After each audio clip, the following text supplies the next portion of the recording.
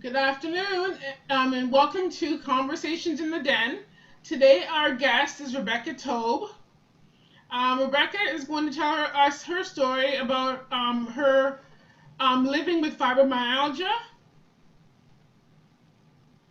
and how she overcomes the the elements that come with it. Okay, Rebecca. Hello. Um, can you tell us? Can you first start with what your initial symptoms were that Absolutely. led you to this diagnosis? Absolutely. Maria, it's so nice to meet you You too. online. The teacher. And thank Yeah. you for pronouncing my name correctly. It's no one can, even when I tell them. So I appreciate it. So my story with fibromyalgia is a little different maybe, but definitely is a part of my story. I was diagnosed about 2 years ago after a long journey of dealing with symptoms and being unable to Okay. find. Now, when you say symptoms, what symptoms were you having? So I essentially, let me start at the beginning. I've been competing in athletics for about 6 years now, doing CrossFit and anything fitness related that I can get my hands on. And Okay, I hear you. was very much into that, and at kind of the peak of my training woke up one morning with extreme pain in my spine, kind of up between my shoulder blades, and I thought, Hmm. oh no, the day has come. I finally injured So myself. you thought that you were you doing weights at this time? I was doing everything, Maria, like Yeah. walking on my So hands, you and thought that you had probably needed a spotter and didn't have one that day. I was doing crazy stuff. So I thought, you know what, I've probably injured myself, and I left it for a little bit. And the pain kind of progressively got worse, and I thought I must have fractured my spine. I think that with the amount Mhm. of pain I was in, I think I must have hurt one of the vertebrae, fractured my spine, or done some serious damage. I better go get this Oh, looked okay. at. Hmm. So I, at that time, was able to kind of advocate and get in for, I believe, some type of X-ray, which showed nothing, and eventually an MRI, which showed nothing, and kind of stuck with this pain for quite a long time. That's the Coles Notes version. It was about a year of waiting to get. Wow. Yeah, I know. I waited 18 months to see a neurologist, so I understand. Yeah. So here I am. I'm like, I think I broke my back, and they're like, well, it'll be 6 months. I'm like, okay, well, hopefully I make it. Anyways, all of my testing came back negative, and I was absolutely, I'm like, are you kidding? Like, I can like at this point too. So it kind of started in my back and between my shoulder blades, Now, and now it's spreading everywhere. Like, I can I can't. ask you a question? Sure. Okay, you know the question they always ask you. From 1 to 10, what was the pain? Oh, freak. It was, I swear it was like a 9.5. Like, I mean, like, Mhm. I was miserable, like mean, Were you able to miserable. sleep? No. Nothing, eh? No, like I got no comfort. And that was the worst part, was like, I'm sitting here for a year radiating through my body this pain, and I can't even move my head. Wow. So I lost, I'm going to say like 99.9% of the enjoyment in my life, because I couldn't see anything past pain. That was Oh it. no, when pain is that one thing. You can tolerate a lot of things, but when pain hits, believe me, it's like it's over. That's it. That's all I I can I see. That's all completely I could see. And understand that. I was absolutely miserable. I was not myself. And even my treatment of others was, looking back, pretty poor, but I couldn't pull it together. I was Yeah, not you were happy. so much I pain. felt like I had no quality of life. Wow. Yeah. Okay, so a year passes and you get to see the you get the MRI, you get Yeah. the CAT scan or whatever you're supposed to get, and what do they say then? So finally they sent me to Juravinski Hospital in Hamilton, where they have kind of like a doctor house, a doctor that specializes in the undiagnosable unknowns, Oh, where I was able to go in and meet with them and look at what it was. And previously, like, I have no health problems. I'm very blessed. And this was kind of out of the norm, and they're like, we have no idea what's wrong with you. So I was blessed enough to go there. We did some different surveys, and they tapped things and poked things, and kind of came to the conclusion that it is in fact nothing, meaning fibromyalgia. So fibromyalgia being literally like a undiagnosed chronic pain. Yes. That doesn't really stem from any place in particular. Yes, it kind of just develops one day and it just expands through your body. Absolutely. As far as I understand. Yeah. Absolutely. Okay. So as you go, you're progressing. Mm-hmm. So I mean, I was there for a little bit. They ended up diagnosing me shortly after, like it was within 3 months. It was pretty quick, which was nice. And then they were able to give me They actually admitted you to the hospital? No. Oh, okay. No. With that, I was with them, kind of seeing them every couple of weeks. And they were able to give me some solutions, and those at first were kind of like injections into my back to get the muscles to let go and calm down. Sorry, my dog is being dramatic right now. Can I press pause for 1 second with you? No problem. Okay, 1 second, I'm gonna mute myself. How have you progressed through this intense pain that your body's going through? So at that time, they told me there was really no solution. Fibromyalgia is what it is, right? I mean, most people that have it suffer for life. It's not an easy fix. There are certain medications you can go on that are quite intense, that have a lot of side effects. And I was more than, like they were more than willing to prescribe them to me, and they did, in fact. And I did fill the prescription once, but I me being the age that I was. I understand.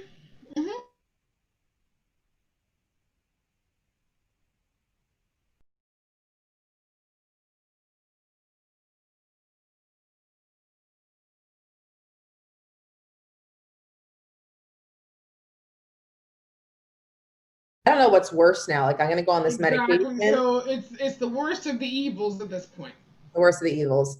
So I'm sitting there, and I was finally able to sit down with my doctor and say, listen, let me try and do it my way. And I'm going to give it, now that I know what it is, I'm going to give it a couple of months and see if there's something I can do to lessen the pain. Okay. And they said, no problem. Like, I mean, it's your body, you do what you want. But I did not feel comfortable taking some research, obviously. I did a lot of research. Yeah. I mean, I'm an overdoer. So it's my body, right? And when it comes to your body, you can overdo it. Absolutely. Absolutely. So, I looked at fibromyalgia and what it is, and the body is connected, body, mind, and soul. And I'm in this intense physical pain I'd never felt before, but I was also dealing with a lot mentally and spiritually that I wasn't necessarily acknowledging. So I understand. It was as a stroke sufferer, I understand, because people don't understand that as a once able-bodied person, an athlete at that, losing your ability to do those things, it really affects you, both mentally, spiritually, and physically. Absolutely. Like, even taking it one step. They focus on the physical part, but they forget about the mental part. And Right. They don't understand how it changes your whole spirit. Because Absolutely. You are who you've always been, and now you are no longer that person. Absolutely. And that was a huge part of it, but there were also other components. Like, I was in a relationship that I was unhappy in. I wasn't really doing much for myself. And there was a lot of my life that felt very out of balance and out of sync. And when I got really honest with myself, I realized there was a lot I had to change. And if I made those changes, perhaps I would have a change in my level of pain. And I made those changes. I decided to leave my relationship, and I decided to go and travel a little bit. And even though I was in pain, which was really hard, but I just kind of had to get out of my life and take a little bit of time to reflect on why my body out of nowhere was doing what it was doing. And the pain began to get better when I kind of left and started fresh. And I went on this trip and I started walking. You know, I was in Europe and I walked and walked and walked and walked and walked all day. Europe is a walking kind of place. Yeah, it was so difficult. I was in so much pain from flying. I was like, oh my God, why did I come here? I'm going to be miserable the whole time. But after a couple of days of walking, I started to feel more relief in my body. And I was like, oh, things are almost loosening up. And I swear by the end of that trip, my pain was almost zero. It was wild. Okay. First Now, time I had relief. did you do anything like hot springs, any anything like that while you were traveling? Not hot, nothing like I would say stereotypically spiritual or anything like that. I mean, I did stick my head in a river in Scotland that they said meant I would get married within the next year. I didn't get married, so it didn't work. But that's not exactly what I'm looking at right now. No, I'm just kidding. But no, nothing. You know what I did? I enjoyed. I had time. I disconnected from the world, and I kind of got out of my head, and I got out of the mindset of being sick, and I just woke up every day with no plan and enjoyed myself. Yes, just joy spread. Yeah, absolutely. Okay, so when did you start feeling better? Or feel better? I don't even know if you feel better. I do feel better today. So I got home from that trip and I thought, wow, you know, it seems to be that movement is really helpful for fibromyalgia. Even though it feels like you do not want to move, I'm a huge advocate for those with it that you got to start working out. At first, it's awful. So what I did is I started going to the gym, and I got one of those $9.99 memberships, the cheap ones, or even it might have been like $4.99. And I started walking on the treadmill because it was kind of in the winter when I came home. Okay. And I would go to the gym and I would cry and walk on the treadmill because I was feeling shame and so vulnerable because I was like an athlete. Well, you gotta understand where my head's at though, right? Like I'm someone who competed in athletics and now I can barely walk on the treadmill. And the way my brain works is I understand. I understand. I went from being a runner to being a stroke survivor. Exactly, right? And even though like anybody else would say, oh my God, you're a survivor, you're like, yeah, whatever. Like I just want to run again. That's it, right? Mm-hmm. So yes. In my head, I'm like, yeah, it's great. I'm overcoming this, but like I just want to lift. I want to do all this stuff again. But I stuck with it. And I got out of my own head. I let go everything I thought I knew. And I just walked on the treadmill. And then one day I thought, maybe I can run a little bit on the treadmill. I ran kind of like minute on, 5 minutes off, minute on, 5, right? I did a little bit of running. And then eventually I was just running again. And then I thought, after a couple of months, maybe I can go back to my CrossFit gym. And that was even harder because when I got there, it was like, I felt like my body was made of glass, but I would go in and I told them what the situation was. And I would cry during workouts because again, my ego is so big. It wants to do everything and I couldn't, and I hurt myself a lot, but I still kept showing up. Okay. So Rebecca. Yeah. What were you doing in CrossFit? So CrossFit is constantly varied, kind of full body movements. It's like a mix of Olympic weightlifting, gymnastics, and like things like burpees or full body movements. Mm-hmm.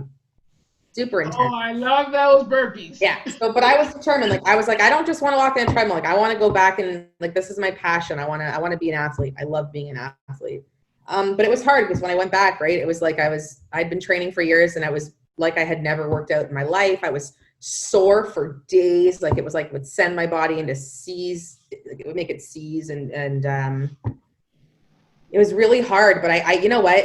I'm such a big believer in mindset. I was convinced in body, mind, and soul that I would be an athlete again.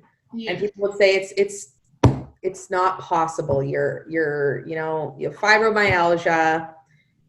All your muscle groups are in immense pain. Yeah, you can't, like, you just, lessen your expectations. And I was like, no, I can't explain it to you, Maria. Like, I just knew in my like this place I can't explain. I knew I was going to get through it. So every day I went in and I kept trying to get to where I wanted to go. And it took. Okay, well, just let me just say one thing, Rebecca. My middle name is Determination. There, that's right. So, I understand 100%. 3 years ago, I was in a wheelchair.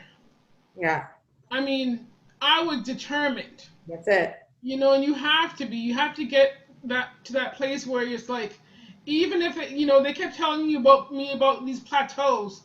Okay, after Yeah, this period of time, this can happen. After this period of time, this can happen. absolutely. But you just have to forget about all that and do what you feel for yourself. Absolutely. And I should change my middle name to Determination too, because I am a very stubborn, determined person. It was just like that, right? Like I look back now and think, wow, that took a long time. But because I was so determined, I got to where I wanted to go. And here's like the truth. You really in this life, you cannot listen to what other people say because they're gonna rain on your No. parade. People are gonna tell you can't. Like they're gonna say that's no good, don't do that. And the more you can shut that off, the more you can get in touch with that soul place in yourself and figure out what's right for Yeah. you. Recovery People tell me looks, all the time. yeah, recovery looks different for I every have a lot person. of things on the go, but there are things that keep me busy, keep my mind occupied. I do my training every day for my recovery, but then I do this podcast to make me this fills my heart. I Yeah, want to help others. absolutely. Then I have a business where I do interior moving for people who have disabilities, who are moving, who have to move things around in their home to accommodate wheelchairs, walkers, whatever it may be. Getting a bed put on the main floor. Whatever. I have that business. Then I also have a accessible home redesign business for people who have been paying for 25 years for their mortgage and now they can't get into their house because they have stairs. So we build ramps. We do Wow, whatever it takes to get them into their homes. that's amazing. Good for you. And so people say to me, Maria, you're always biting off more than you can chew. And I'm like, well, I'm doing the best that I can because this is what makes my heart feel good. And Right. you can't just I can sit and focus every day on me and recovery, and I do. But I do that for an hour a day. I'm very fortunate because of my job at the university. I have unlimited physio, so I can do physio every day. And so I do physio every day. Like, why not? It's going to help me. Absolutely. I love what you just said there. Like it's what you do for your heart, right? And for me, like my pain started to go away when I got more in line with my heart. When I got diagnosed with fibromyalgia, I'm telling you, Maria, I was not in line with my heart at all. Yes, Just I I understand. was doing what I was supposed to be doing. Like I was like Yes. in a relationship and like maybe we'll stay together, but I wasn't happy. And I was like in my job, but I didn't really and I love my job and I'm still in this job, but I didn't really like I wasn't connecting and plugging into it. Yes. And I was like with friends, you're not the right people. I was almost like on the wrong train tracks. And Oh, like you my read that whole portion of you equilibrium, read my the heart was portion like of out what? of balance. My heart was out of balance and I ended up in chronic pain. And it's crazy. Like that to think that something as simple as that can create so much discomfort in someone's life when you are not living by your heart. It can kill you. Yes. I believe it can I kill you. completely understand. Yeah, absolutely. So for me, like people often ask, what was the solution for your discomfort? Because today I have zero pain, and then I have a diet. Like I mean, Zero pain. this crippled What? me. This crippled me. Like I mean, like literally for 3 years of my life, I was like a shell of an evil human. Before I got diagnosed, I was just I don't even want to Now think you about didn't myself. kill your boyfriend and stick him in the wall or something. I was going to. I was planning on it. Yeah. But so like here's the thing, right? Like number one, for people with fibromyalgia, physical movement is so important. You think that it's not important because it's what your body doesn't want to do, but that Mhm. it's like physio for you. You got to move. The second you stop moving, and I just stopped. I was like, I'm not going to do anything because I'm in so much pain. Nope. Like it makes it worse. The body It really does, needs yes. flow. You have to I keep wish I moving. had someone tell me that earlier. And you've got to work through the pain, and it's And you got to do repetitive movement. repetitive. It's not fun. It feels like you're dying, but it helps. And for me, that was the gateway. I mean, the next solution is you have to be aligned with your heart. Like physical pain will persist in your body if you are not heart centered. And it's like we are all energy. If we're not living with passion and purpose and helping others, exactly like what you said, like we get sick and that pain will continue in your body. And we have a better chance, in my opinion, at recovering if we get in line with this. Like this part is so, it's, you know, each person has a purpose on this planet. I don't like to believe that like bad things happen for some reason, but you know, I believe that I went through a lot of pain to help others get through pain, and it gives me purpose. And I wouldn't maybe be helping people the way I help people today unless I went through that pain. I might be a little more selfish. I might be. I would say that I'm the same person. Because I was a single mother of two, so I Right. did everything for my children, who are now grown adults. Um,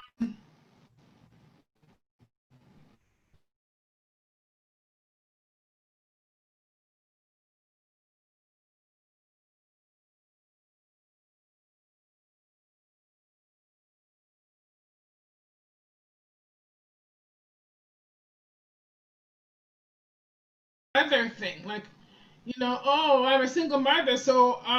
I can't be successful, and my children can't be successful.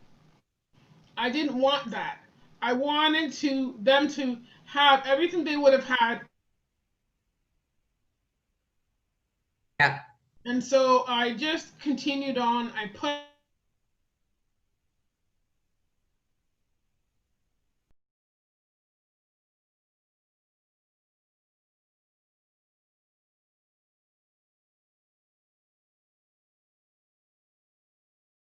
instrument. My oldest played the flute. My youngest played the violin.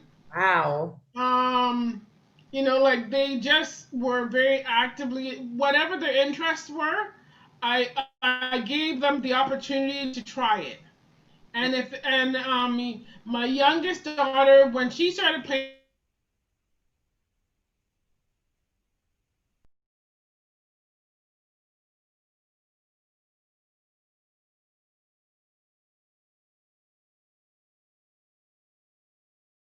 my daughter's teacher.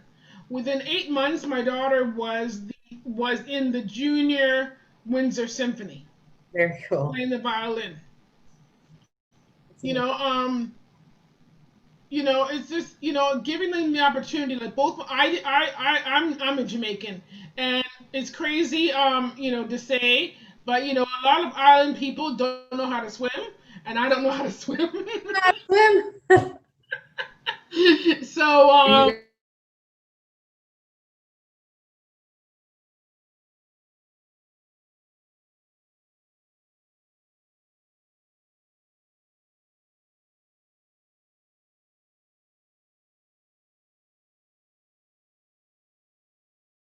you who like I'm not speaking for all Jamaicans because I just was never a swimmer.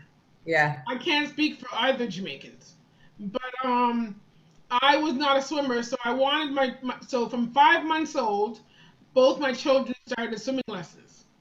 Right. So I would take them every Saturday morning. They had swimming classes. They went all the way up to lifeguard. Amazing. And your kids were both born here then? Yes, they're both Yeah. born in Canada. Yes. That's good. I learned to swim very young too. We've got all the lakes here in Canada, right? So always good to learn how to swim. The lakes are all a little No, different. listen, I ain't swimming in no lakes in You're not Canada. going in. It's too damn cold there. I Don't can't. do it. You don't I'll ever swim swim in a for pool. physio though? You don't ever swim Pardon for me? physio? Do you ever go in the water for physiotherapy? I actually have not. I have heard that is a possible healing tool, but I've never done that. I did try that for fibro and it works. It's helpful. Hmm. Yeah, I at first I also get wanted back to do. You into know it. what I also wanted to do? That floating one. Yeah, the floating one is I've done that too. I mean, I'm explorative. So when I was trying to get out of pain, I've left out a lot, I'm sure. When I was trying to get out though, like I will try anything once. Other than that medication, I didn't want to try that. But anything natural, like I'm willing to see. It's not going to hurt me. Like me going and floating in a pool is not going to hurt me. And that was kind of my argument to the doctor was like, why are we going right to medication? Like, why aren't you guys telling me to go try like physio, floating, walking? This is what's wrong with the system. Yeah. And this is what I've come to understand because when I first had the stroke 5 years ago, Yeah. they gave me 33 medications. I started 33. going through the medications in the list.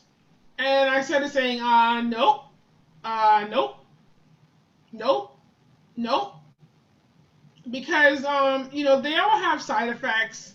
Um, they tend to be, they use this term preventative, like, because they want you to think, well, this is going to prevent you from having this. But if I've never had it, then what is it preventing? Something that I've never had? Like they'll say, oh, I'm giving you this for high blood pressure, but I never had high blood pressure. My blood pressure has been 110/80 my entire life since I was an athlete. So why now am I all of a sudden taking medication for high blood pressure? I don't have high blood pressure. Exactly. And how about other natural preventative methods too, right? Like Exactly. nutrition.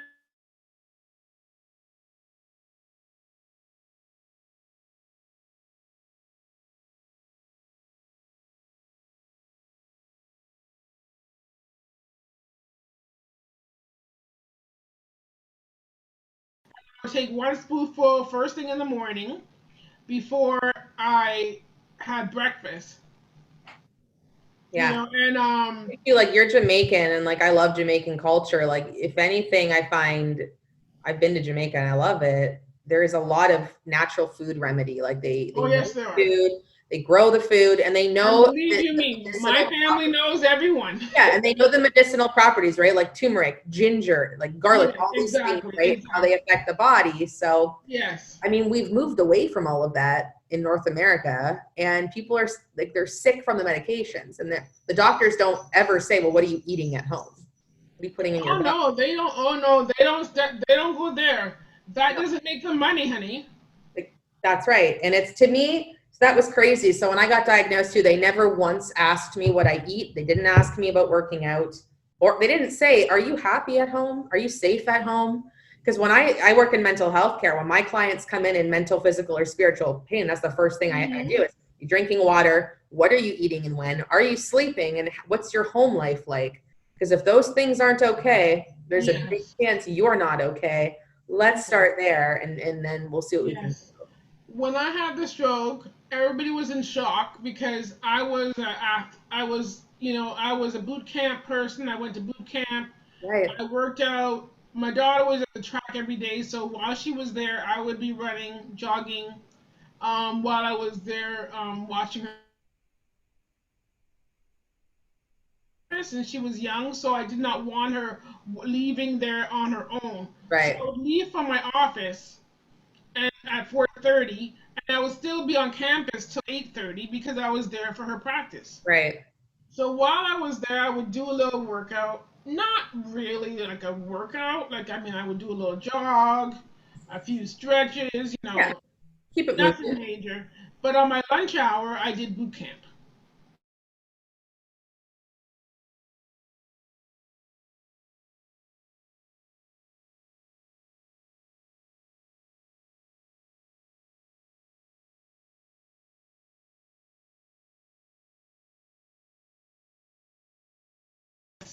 Is really, really, I completely understand the meaning of it now.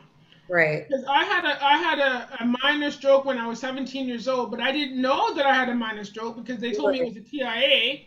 So I just said, "Oh, I had a TIA. Okay," Wow.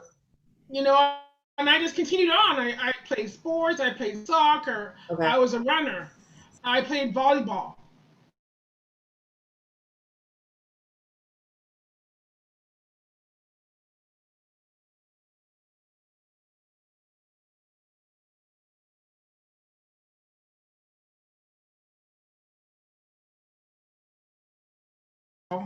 then you go to soccer, and then you go to track.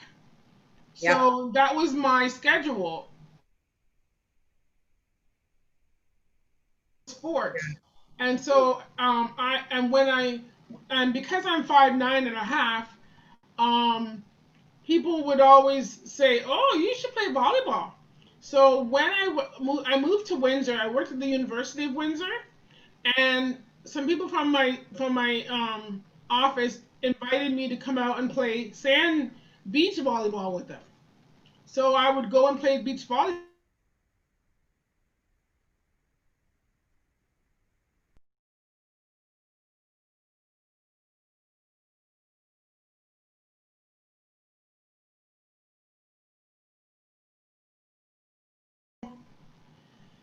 When this happened, it was like, but I also had a blood clot in my lung when I was 28, after the birth of my second daughter. So there were signs that something could happen, but nobody addressed it. Right. Girl, how many cats you got? I keep seeing cats in the background. I've got one cat, but she's young and crazy. She's lurking around. She's a baby. Yeah, it's crazy, right? And that's our healthcare system fails us, right? Like with what I do at work, we really try to teach people body awareness because no one's going to advocate for you but you. I get people to learn how to check in with their body, right? Like, because people will come in and they'll say, I have all these symptoms and they've never thought about them. I'm like, well, we need to think about this, right? Because we can prevent something if we're educated. But yes, our body sends us warnings. It sends us warnings, right? And ignorance is bliss. But what if we can get on top of that because we can teach our kids and teach, just how to body scan. Well, after having a stroke and all the research that I did, like I make sure that my children do not take birth control pills. Mm-hmm. They do not do certain things because those things. Now that I've had a stroke, they are vulnerable. I know they're vulnerable, and so I ensure that I try to protect them by educating them about their bodies. And I love that you brought that up because I also don't take birth control at all. I really suffered with major depression and a lot when I was younger as well. And I to this day believe most of the symptoms were from birth control. And no one ever sat me down and said in a really understandable way, this is what can happen to you. And now when I look at they breeze over it really quickly.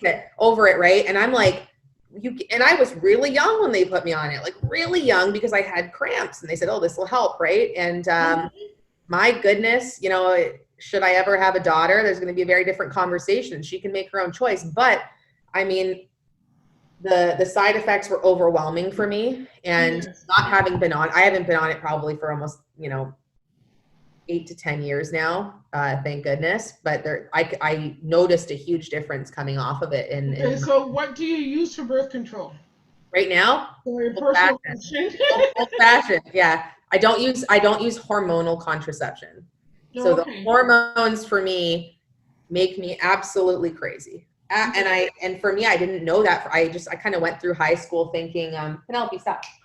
I went through high school thinking, like I was like, well, you do. You get on birth control pills. Wild, right? Be sexually active.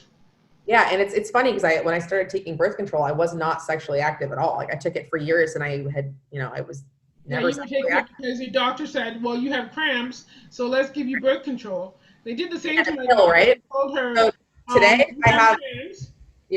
I don't take birth control. I have barely any PMS symptoms. Why? I eat really healthy.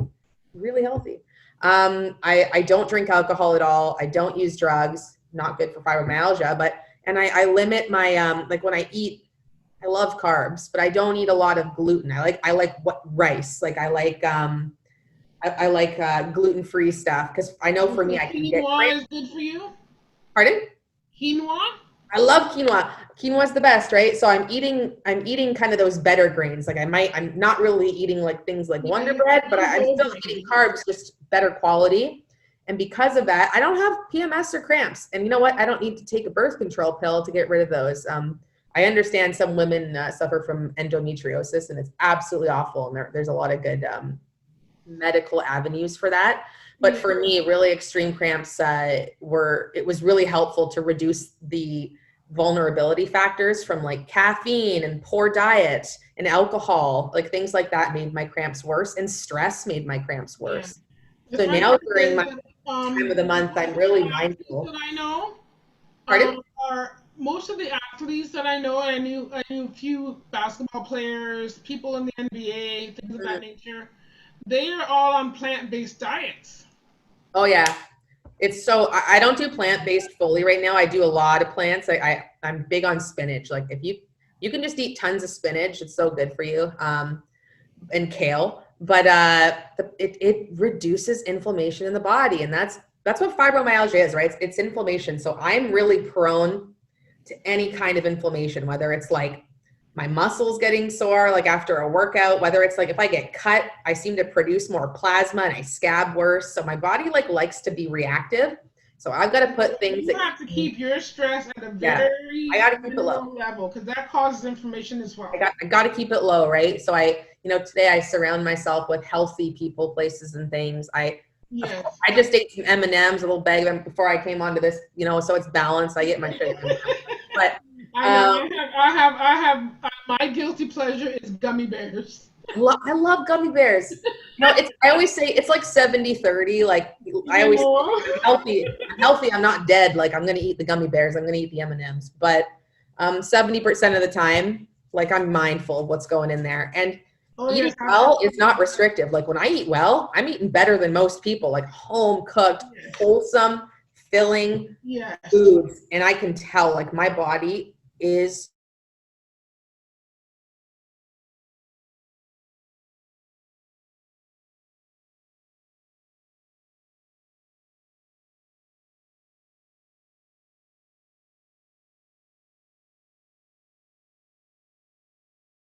you started doing CrossFit and you got to a place where you're doing CrossFit on a regular basis now.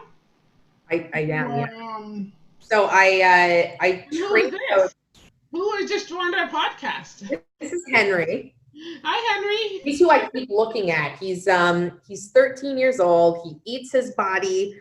He usually has a little dog cone on, but I'm letting him have some freedom. But if I don't watch him, he bites himself. He's a special guy. He's just old, but he's a good boy. So yeah, now I train a lot. Here's the thing, like what this all taught me was just how to be more mindful and get rid of my ego. Like in fit, you sound like you are a fit person. Everybody in fitness has a bit of an ego. We push ourselves too hard. We get hurt and we're back in the gym the next day. This taught me patience. Like today when I train, I'm very patient. I don't try to be a hero. And I really work on engaging my body and paying attention. So for me, I had a lot of pain in my back from fibro. What does that mean I need to do? Strengthen my belly and my core. As femmes, a lot of femmes just so you know about your body now. You know what you know from head to toe what you have to do to keep things in alignment. A lot of femmes, just because of our like how we're born in this body, we're weaker in the core. We're very strong in the leg, weaker in the belly. So I'm 51 years old. Don't tell me nothing about no belly. So we had, I had to really work not to get that belly. I will do 50 crunches. But it's not about the belly fat though, right? And believe me, I like train all the time and I show people my rolls. Like my muscles are weak here, my back compensates. My trainer gave me a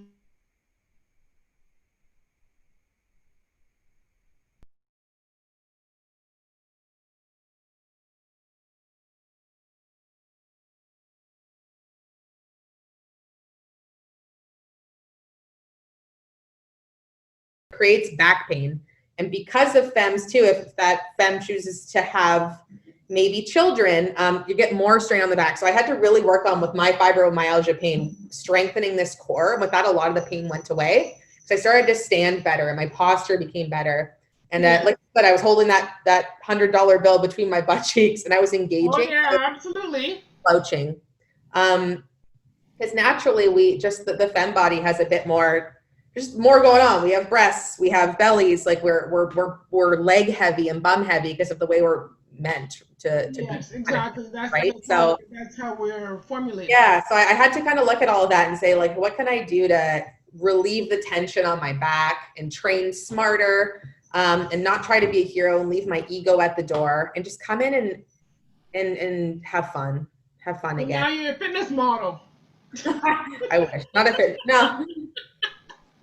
You know what I am? I'm a model for what not to do. But I like to take the long hard road. But I think when I model, Proud of you, Rebecca, because the people that I have met in my time that have had fibromyalgia would not even attempt to go to a gym.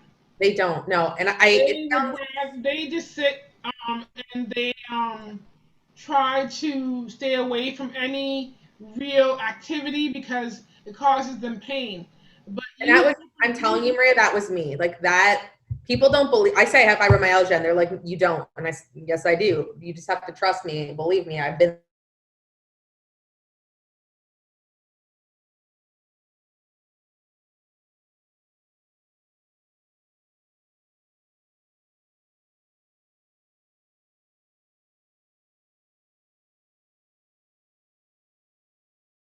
So like, literally, when I was getting out of, I was like, I can't even afford to have these M&Ms. Like nothing for influence.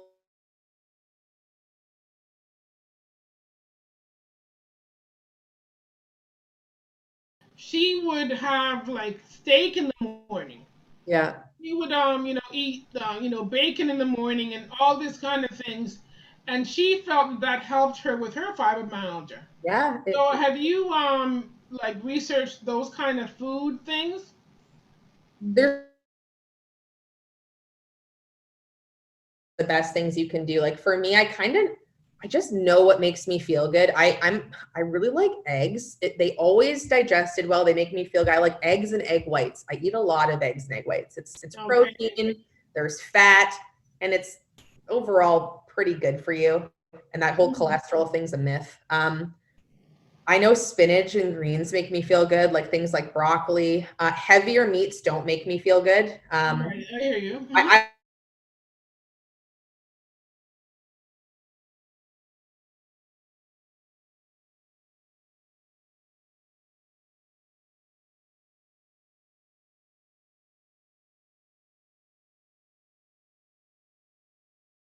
Some people do respond better with like more like fatty meats. They feel better. How do you feel? Like, do you have more energy or less energy?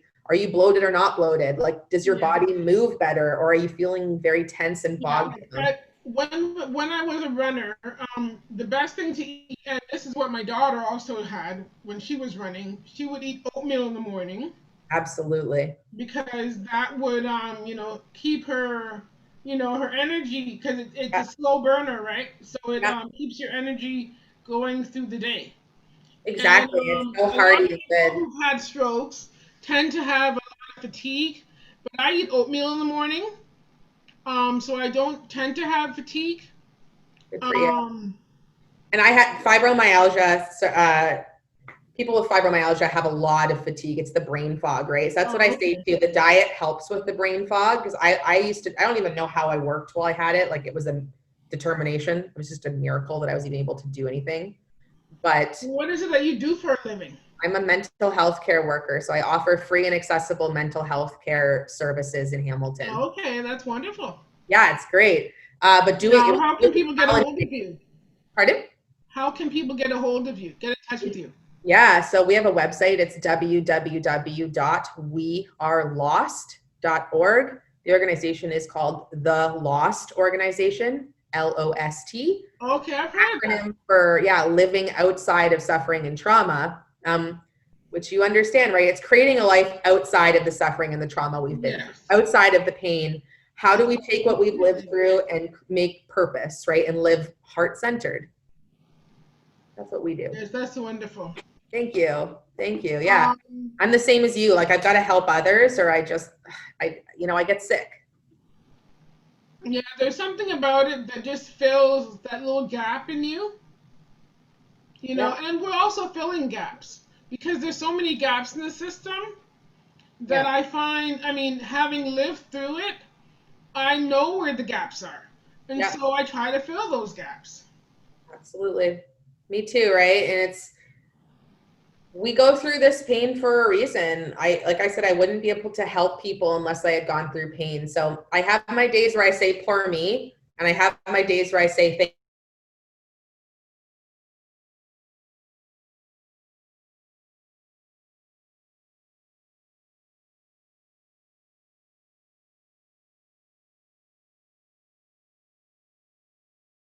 And unfortunately, in the going through this pandemic has put us in this position where we cannot interact with people the way we normally would. You know, like in my, I live in a not in the building because we have 25 floors, but I mean,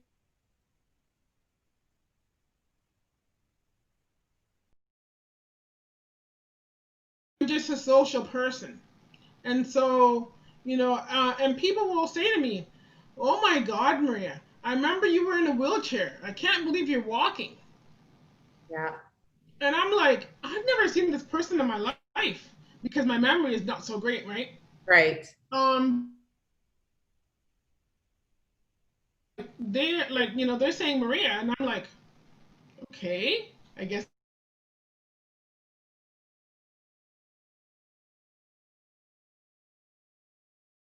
Like they could be watching you, and like for them in their private lives, like it could be your rise from this could be empowering them. Because I know I've had people reach out to me and say, I truly hope so. I've never met you, I've never talked to you before, but you've inspired me. And I'm like, really? Like me? And for you too, like, even meeting you today has been inspiring for me. And I need to follow that inspiration and connect with people like you because it keeps that fire going in Yeah, me. and